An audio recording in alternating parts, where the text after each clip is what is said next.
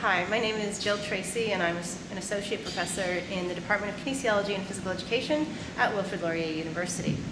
My research basically is I examine the psychosocial aspects of people recovering and rehabilitation from injury. So I'm really interested in how people manage and cope with all the aspects involved in recovering from an injury sustained through sport and physical activity, and to better facilitate a successful recovery.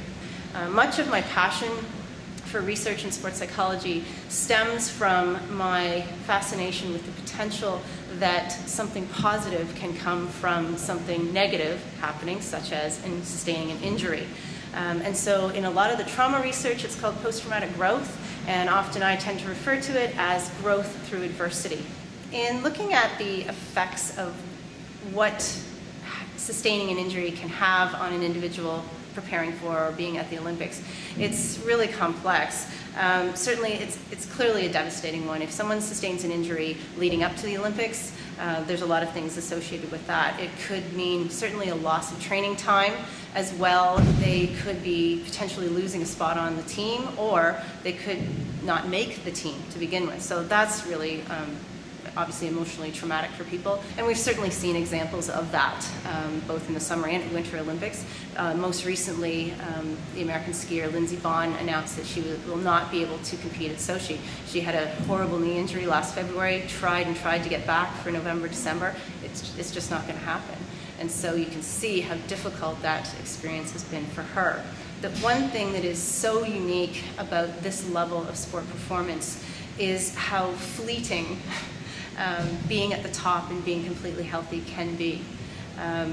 All aspects of training for the many years leading up to the Olympics, they all have to culminate at the right time, the right place, and that's a very difficult thing to do.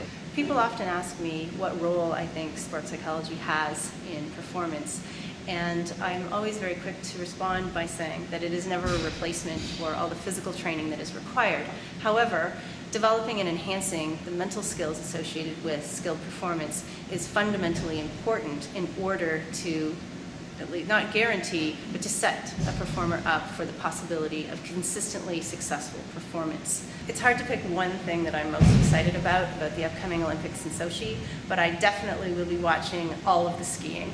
I love how fast they go down a hill. I know too much about the injuries, but that's part of what makes it fascinating for me. I love cross-country skiing. I've been cross-country skiing since I was 3 years old, so I will be watching cross-country skiing. And I'm pretty fascinated by all the snowboard stuff because I will never snowboard. So I love watching what they can do. They make it look so easy. I'm really excited about it.